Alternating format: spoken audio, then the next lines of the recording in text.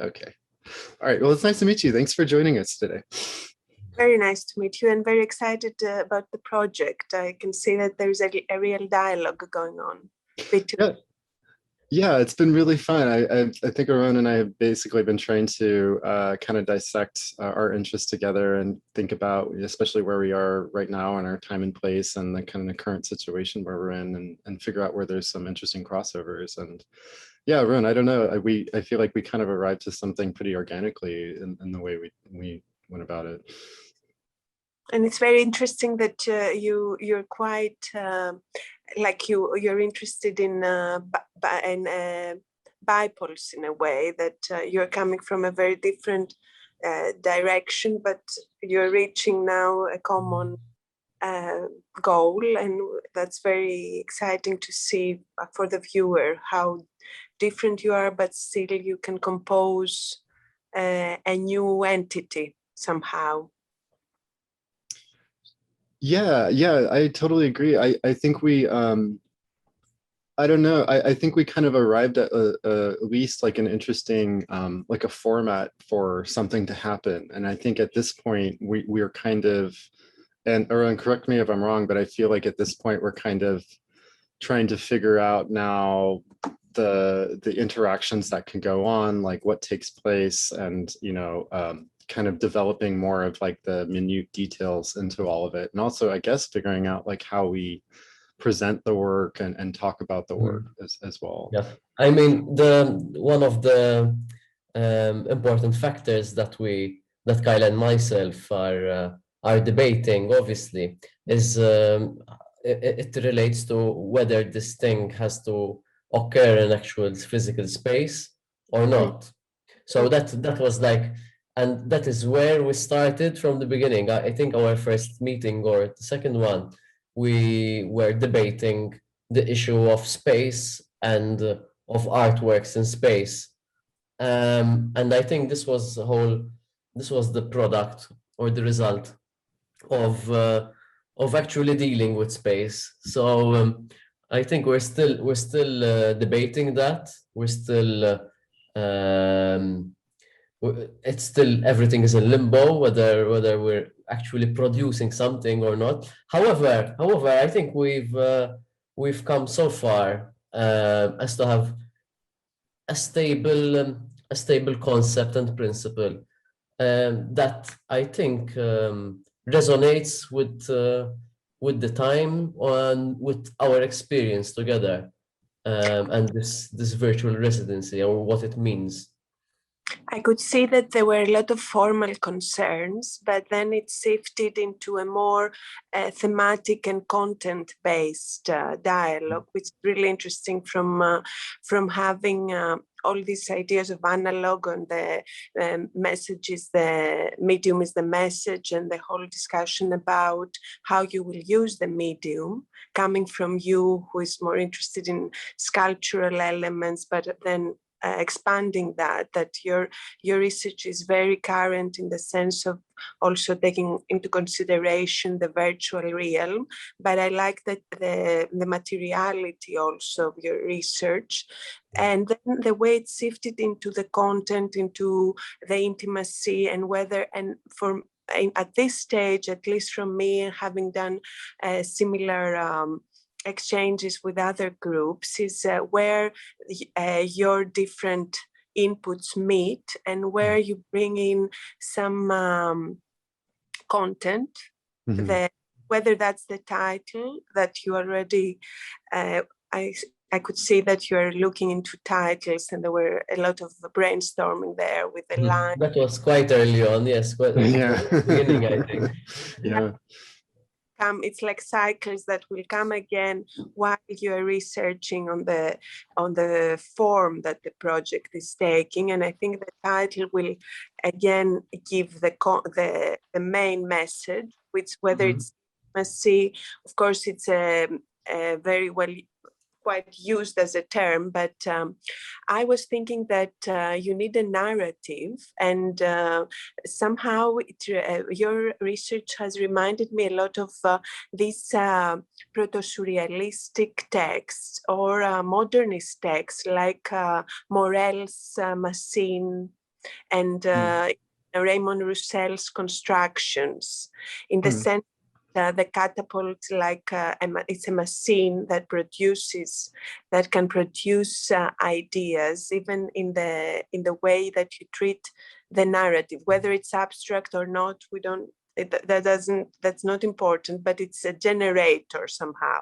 And in modern, we had a lot of generating machines based on mathematics, like the Oulipo generation, the way they use language, because you used a lot language, and the way mathematics is a language by itself, because you're interested more, I guess, in abstract geometrical ideas or minimalist ideas, the way that a word produces another word, what we call, or a story produces another story, the mise en abîme, the idea of these connecting elements that are, again, formalistic. So if intimacy is the basic idea, you were trying to also create these designs and drawings that I think should coexist. So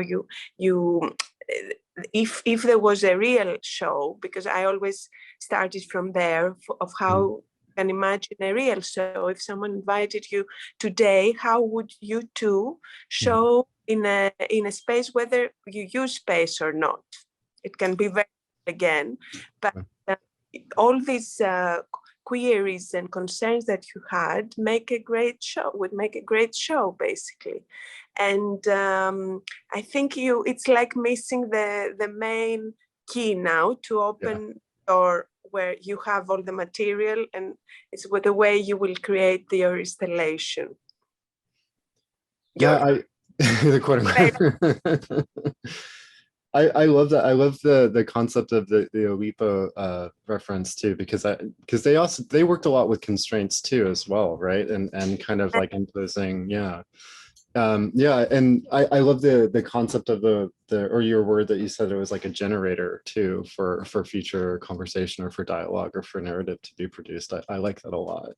Yeah, and I agree. I think it's something that Arun and I have been kind of tackling, as far as like, it's not only just the presentation, but it's kind of like the narrative seeding through the presentation as well. And it's kind of weird. Arun, you said we're kind of like in a limbo space, and I totally agree, because there's almost like this, we don't know about the expectation of like what the publishing is of this eventually, like ultimately what form that takes. And so we've kind of been in a limbo space to figure out like how the narrative informs the presentation of that. But I kind of feel like we're probably just going to push forward in some weird like space non-space that this takes place in, and then whatever happens as a result just happens. And I don't know. And the constraints are, as you said, are the ones that give you the complete freedom sometimes to think in these boxes, and you cannot undermine the fact that the catapult is history, and we cannot avoid, despite the fact that your project is very current, by bringing in a machine that reminds us even the French Revolution, and the politics behind that. I guess that you cannot see the symbolic, whether it's in a drawing or in as a sculptural construction. You cannot avoid the symbolisms and the death that it entails. I really like the way you use humor in the way you have developed your collaboration, but it's also the humor and the sarcasm that can bring great reality. So by seeing a catapult, we're reminded of extreme political situations that maybe we are experiencing during COVID. And I could in your video the way that during COVID you had this more experiential video as the presentation of your work in the city in Brooklyn with your, and the more personal. I really like the way you it can be integrated, the personal with the broader project of the two stories from you two, from Malta and New York. And it's like history merging the past with the future, because of course Malta has a great past, and New York the same, but you understand what I mean, that it brings back to a Mediterranean reality, and this kind of a time machine, basically, because I think we're researching more on space, but I don't know whether it's also a non-space object, non-object, these binaries. But maybe if you bring also the aspect of time, That's interesting. might help to create the different narratives and different layers of the project.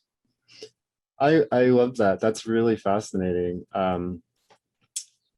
Yeah, I saw. I kept thinking actually when I was looking at your biography. There's that famous Beckett Buster Keaton video that really, yeah, right, yeah, the like the strangeness of having that like circular room and space where like the timescape is really difficult to discern exactly what's happening, but there's like, it doesn't really seem like it's a linear time. It's like this kind of like cyclical type of timescape, which I really love. And Yeah. Crab's Last Tape is similar, where he listens to, and it's interesting that you mentioned the McLuhan, because we can see that the idea is that that Beckett's latest plays are about the medium. It's amazing that the theater playwright is using film, or is using Buster Keaton, who is a Hollywood star. So it's he was very interested in experimenting with media, and some of the latest plays reminds us of Bruce Naumann's installation, and he came just once in New York, and it was interesting to see that what we call the interdisciplinary impact, that you cannot avoid thinking what do the visual artists do the same period as Beckett was creating his pieces. So definitely he's influenced by TV, by installations, exhibitions, happenings. Right. Yeah. Can I just before we go too far, can I just did you say you wanted things to be a little bit more, did I hear this right, like autobiographical in the way that Aron and I are inserting our narrative? Was that what you're kind of like, as far as our stories and like being in Malta and Brooklyn together? Is that what you meant? The content, not Okay. in a humorous, you can be fictional characters in what you are creating. It doesn't have to be you as yourselves. But I was wondering whether that makes sense to bring in, because you're working on intimacy, if you finally will work on that, and the way the medium, because one is drawing more, the other is more into digital creation, if I'm right. So different, even these aspects can compose the characters of how these two different, the traditional media, if it's self-referential in a good way, it's about thinking of the actual medium in terms of these fictional characters and where they meet. Gotcha. In the installation, like the catapult will meet with the super, your digital interactive game, because catapult is also reminds us also of game theory, and we know that Malta is the wonderland for game startup and laundering. Yeah. I think I don't think we've ever seen this in this way, like two fictional characters or two characters. I think would be a nice thing to explore, Kyle. However, I think what is at least in my opinion, I think what's interesting in our new contraption, because it's not really the catapult as we know it.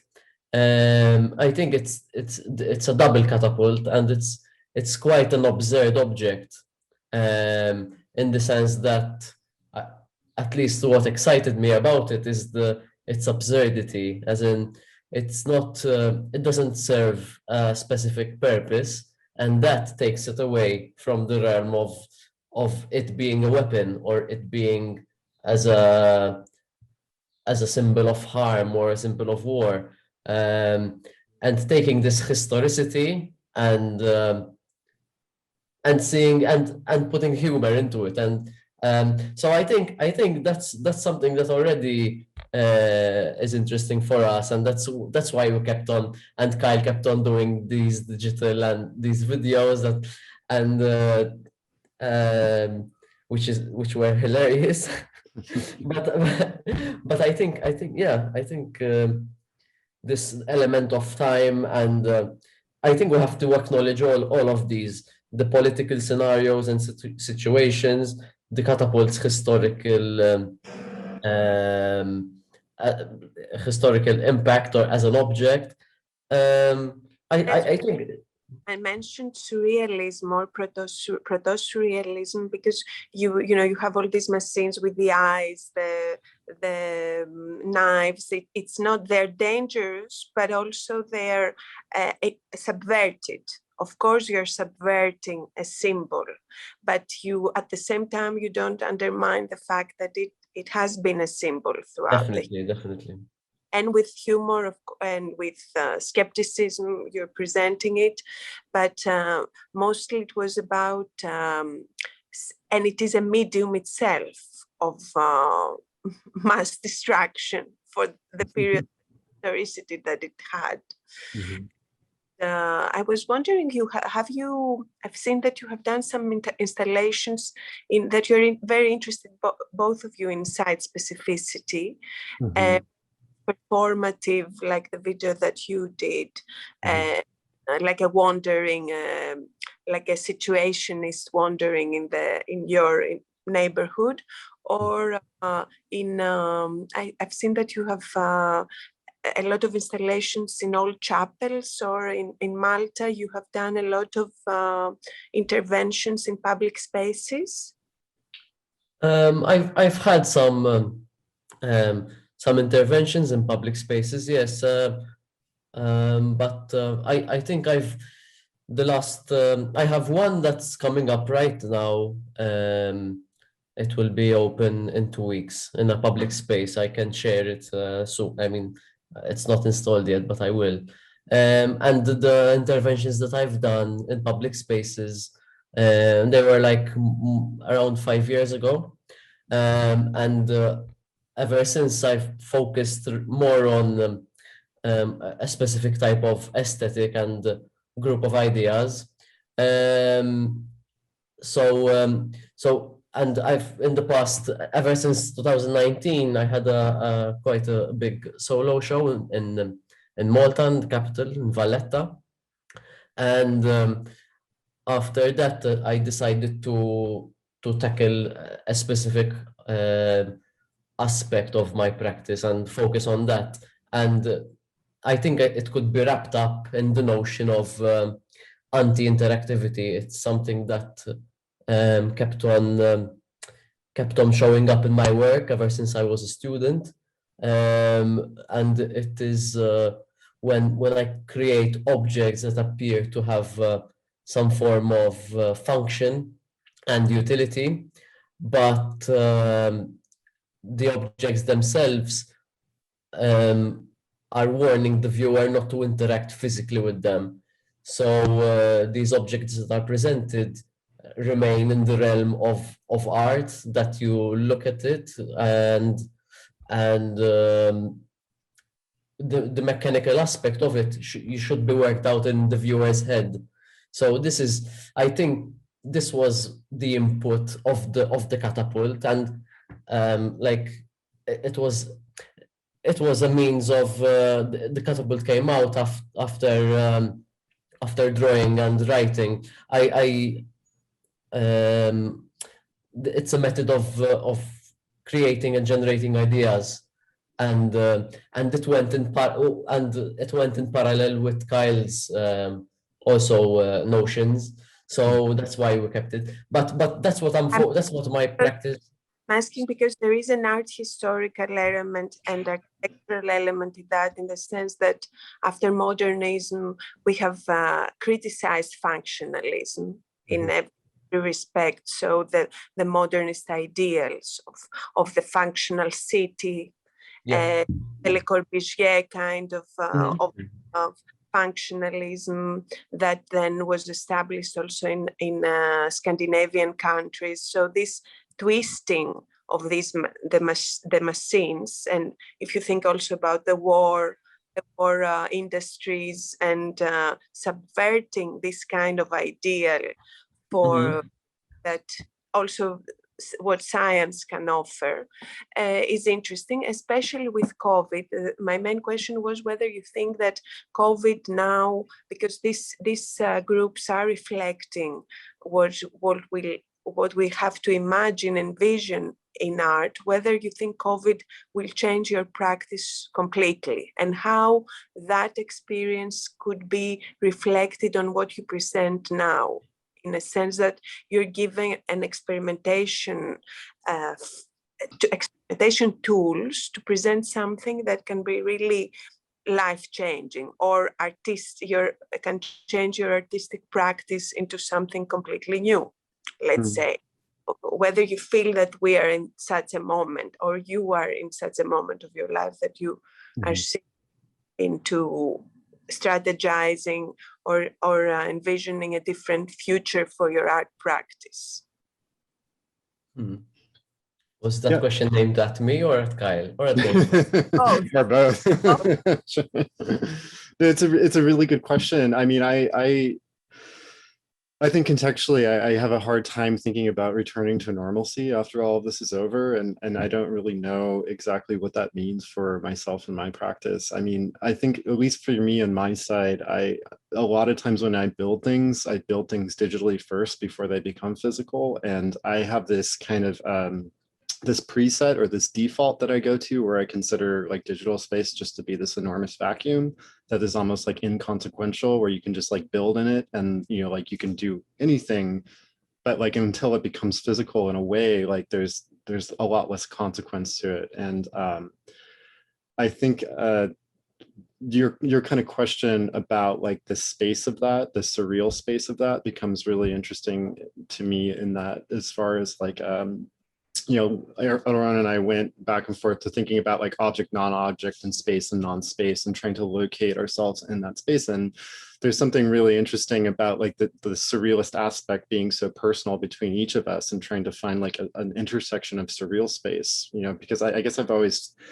considered surreal space to be incredibly personal, and also like very difficult to share because it is surreal, and because it is like connected so much to subconscious.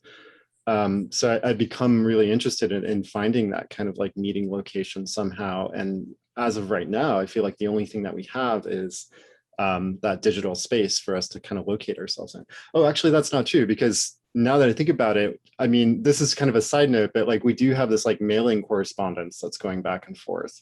And it's funny that there's like this different type of temporal landscape that happens as a result of us having to exchange documents that way.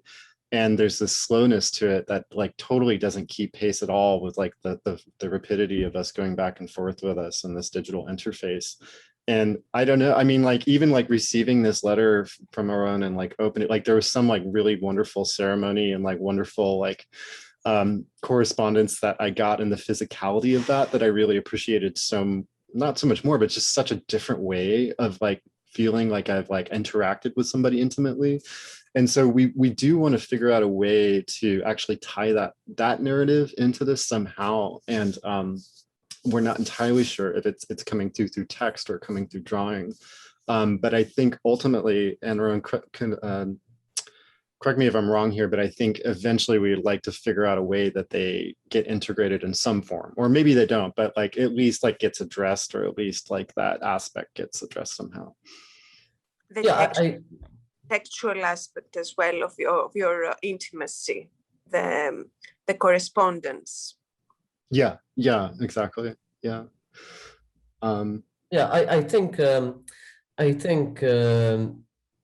your question related to how maybe we should rethink our practices. I think that was, or maybe how everyone would rethink, or this is an opportunity for us to rethink our practices. However, I think this physical aspect of this letter, of this intimacy, at least for me, was was a reminder how important these physical aspects, these things that bring us close together, are important. They really are, and which makes me question why I should question my the approach that I take, and the physicality that I bring in with my work. So like in the meantime, I can explore other, and that's what Kyle and myself are doing. But like these little reminders that you send something and you receive something physically and slowly. I think this is an opportunity for everyone to appreciate this. So it's like rather than, okay, let's rethink what I should do.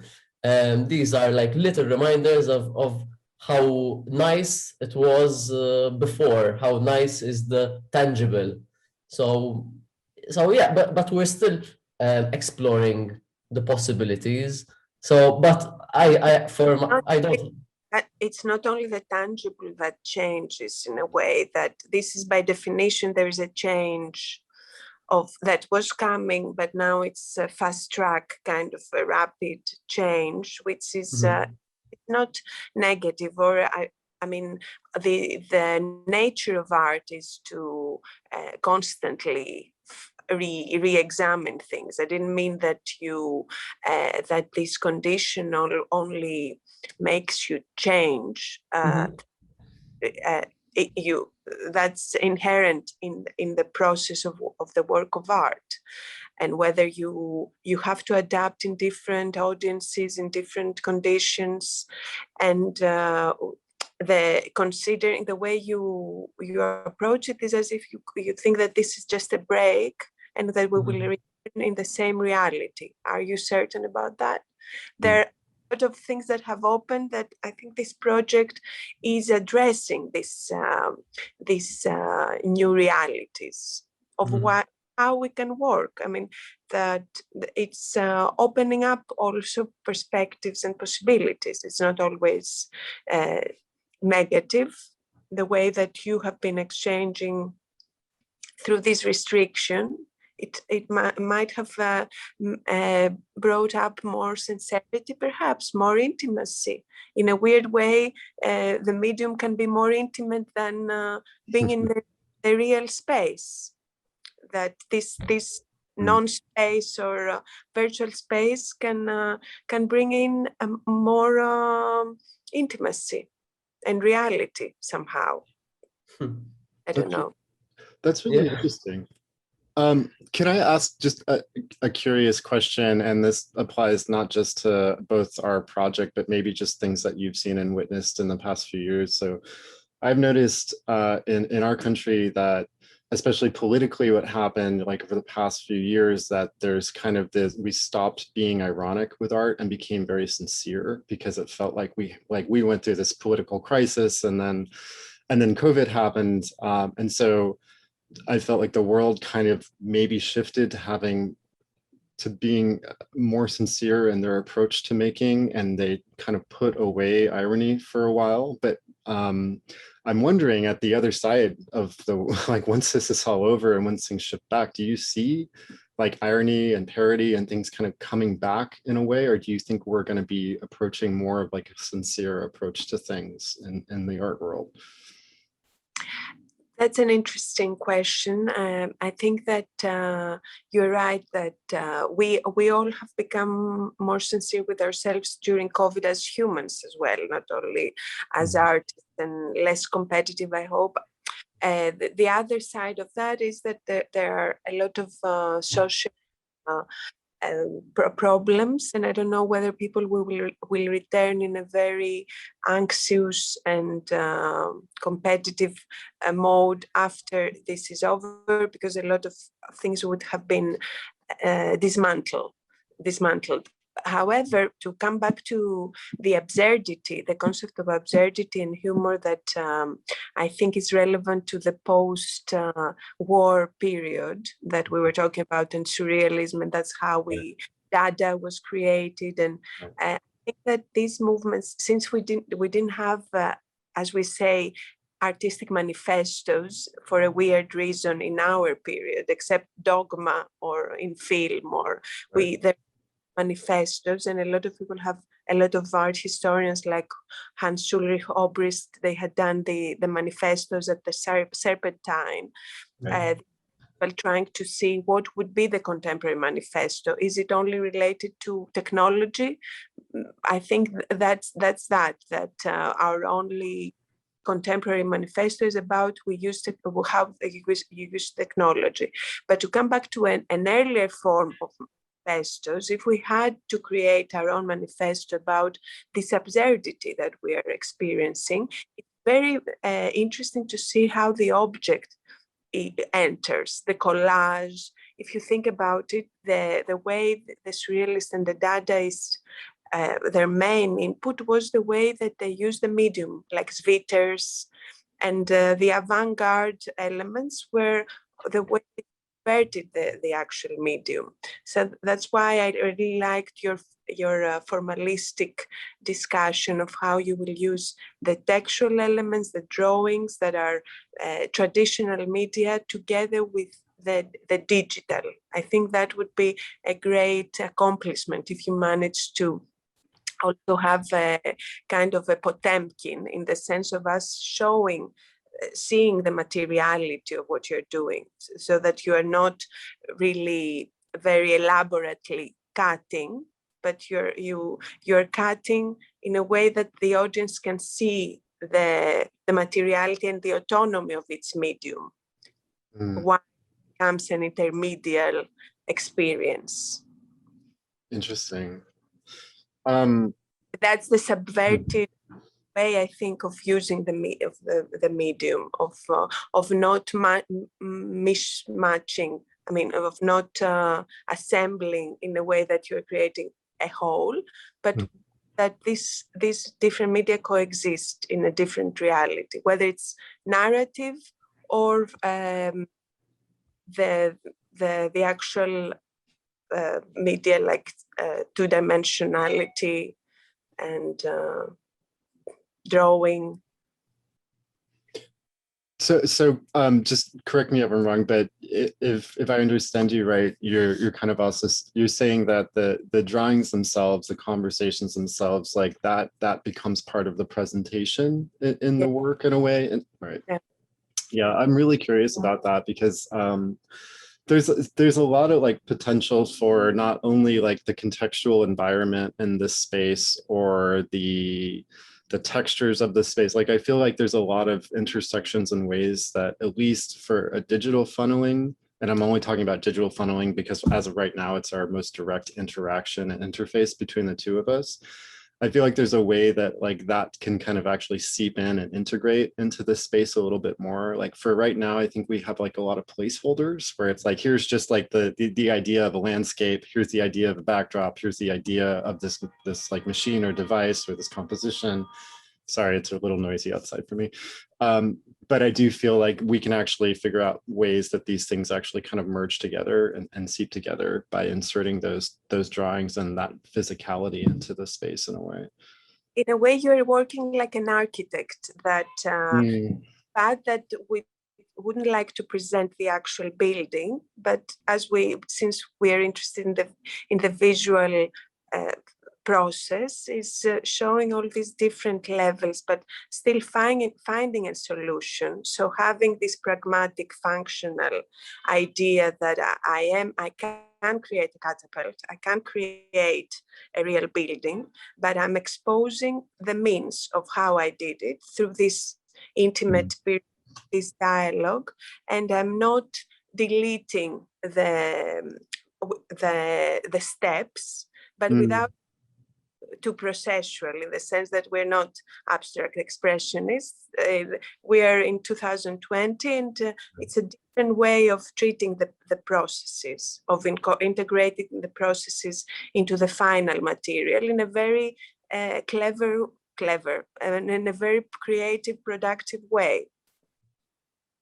I like that a lot. That's Yeah. really nice. And Sorry. that exposes the relationship between you two.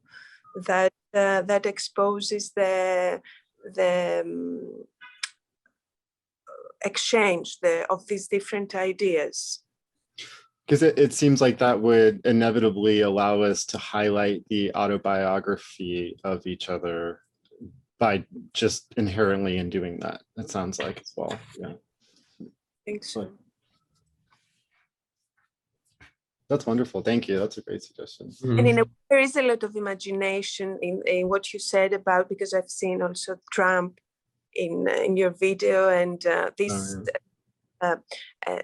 this skepticism of what has been going on in society.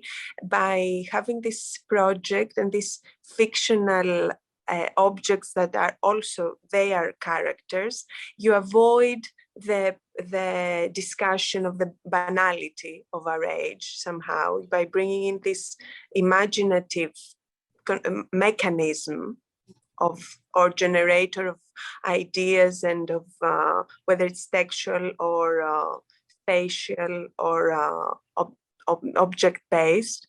It's that you're bringing another element to discuss implicitly about these social issues without being didactic or plain. Right. And not to be too direct here, but do you envision that or see that more in the terms of like a video taking place where all of these things get inserted, or do you think that is that too direct of a way of funneling all of these things together? I mean, I just think like the problem for me is, I think like when I think of your work, I think it's so much about installation and so much about like the division and compartmentalization of ideas across each other, and the dialogue that gets set up by the exchange of these things working together. With me, I think I try to do that, but it's still more in a digital space. But when I do like physical shows, I try to do that as well, where there's kind of this like understanding by the assembling of elements in space. So for us, I think just inherently, it's a little bit difficult to like compress that all into like one location and one time, you know, and one, I don't know, that's just me, Arun. I don't know if you feel that way, but there's something really odd. It feels like a little bit antithetical to how I work. But like it's almost like nice, because it's almost like the Alupo thing that you're talking about. Like there's a constraint where all of a sudden you have to work with it, and there's a parameter that's imposed that you have to figure out how to navigate through, which becomes difficult and challenging but fun at the same time. I would use gaming in this in a way that the pure contrast, to have extreme contrast between the two. So your platform, your 3D game, where the objects enter, and the objects are bringing this time traveling somehow. So you're bringing in the drawings and the catapult in the most traditional structures, them being designed also in the old way, you know, because you had the renderings that were contemporary renderings of the catapult. I would use the old drawings as well, or the wooden construction, for example, and bringing in the extremely current with the old, a coexistence, whether the old is the textual and the drawings, but also imagining it as an installation of a real 3D even projections in a white cube, where and you have this experiential immersive experience, or whether you see it in a screen, like entering a game, Pokemon Go, let's say. Right. where all these elements come, but they're also challenging the viewer through this intimacy, or they're putting the viewer in a weird position. So the viewer isn't relaxed into entering. There is an element of investigation. Mhm. I like that. I also like the idea of the like function, non-function aspect of a game and how it works. Like it reminds me of this artist, Corey Archangel, where I think he explored a lot of those games, right? And everything is almost like inert, where it works but doesn't work. So you get the idea of the interface, but there's like a frustration with the interaction. Yeah, that's a really fascinating thing to think about. Hmm. Yeah, because I think he came about from like the post-internet era of art, right? And like They were like PDF were similar yeah, group, and he wrote, I think, in the Venice Biennial, yeah, which sounded as reminded you of Mike Kelly's installation. So there was also a grotesque element together with the very technological. There was also a very grotesque or visual and colorful aspect. Could you say their name one more time? I remember seeing that. Like PDF, I think. Yeah, thank you. I remember seeing that, and then I forgot the name, and I really wanted to come back to that. Thank you. Well, that's really wonderful. Thank you. This is a lot to work with. It's really exciting. I think sorry, I would think of it as if someone invited me in Malta in an old palace, I would also think of how this project could be installed there. Of aspect of the real aspect of the project. So if someone sees your collaboration and wants to present the project, how would it be presented in a real space? That's unavoidable, I think. That and you have all the elements there. It's worth thinking of how this project could actually be presented in a different format. Yeah, I love that too. And I also love the idea that because there's this kind of strange digital intersection when it goes to an actual location and it does become installed in a physical space, that all of a sudden it starts to seep into the like contextual history. So it's like, yeah, like what happens when it gets placed in Malta, and then all of a sudden you like there's the contextual history of Malta that has to be considered in dialogue with that. And then like what happens, it's almost like nomadic, maybe, like in the idea that it can travel and then land in places, and then all of a sudden it gets absorbed into that like contextual history, which I know like a lot of art in general does. But I think just because of like our inception of the space has been like at this weird digital intersection, it's funny to think about like what happens when it's forced to become physical in an area and then assumes the history or absorbs the history of that area as well.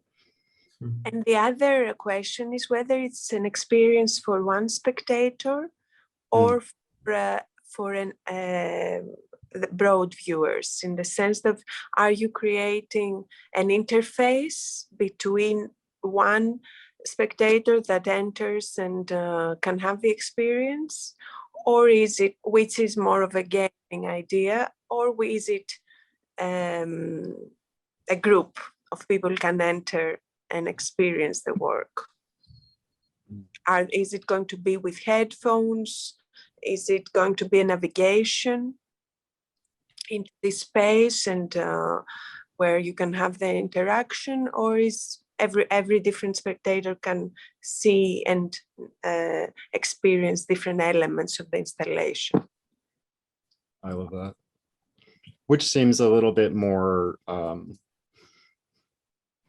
natural to how I think you and I approach, the general format of things, that kind of latter option that you're talking.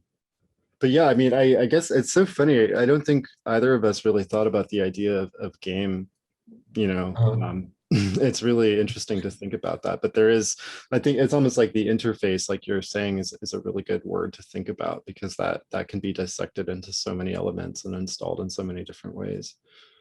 In a way, because you're kind of architects, I would also create a mapping of all these elements that you have at this.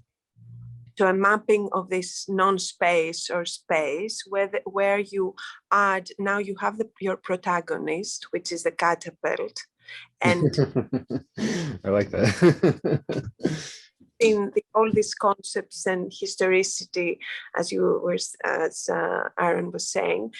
So is it if it is your main character and the navigator, it can also the actual viewer can navigate through this catapult and meet the various objects around them. So they are in the force of the catapult, and they're exploring reality and the interface through that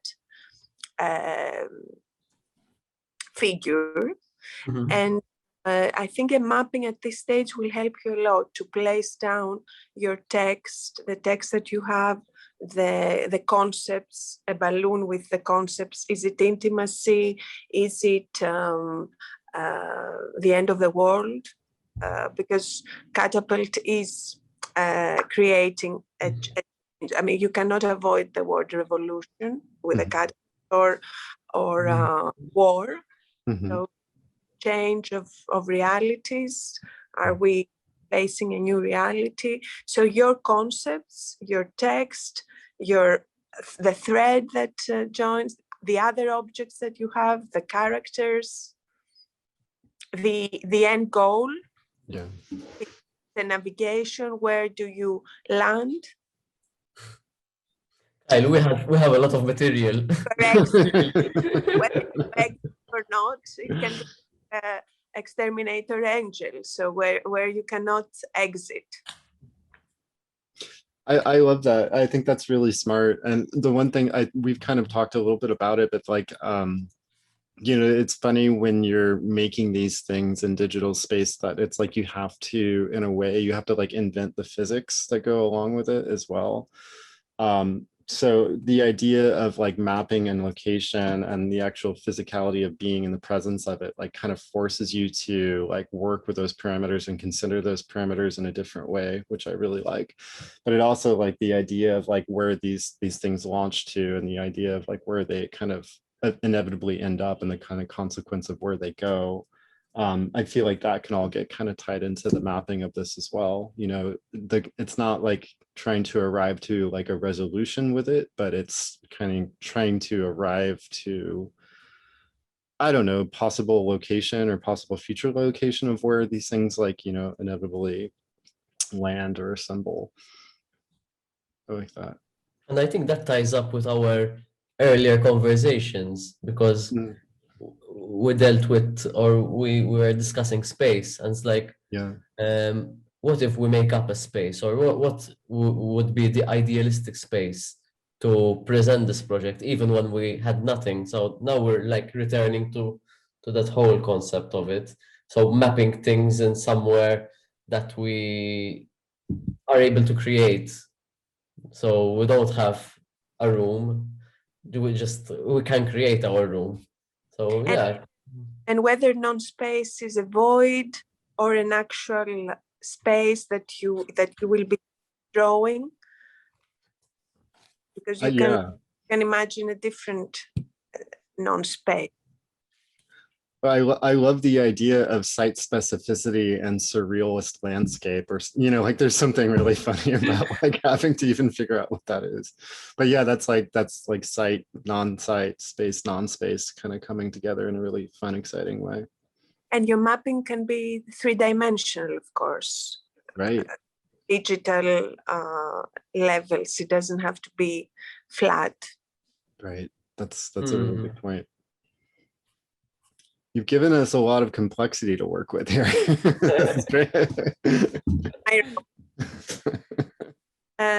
Very nice to have experienced your collaboration, and I hope to see the next steps soon.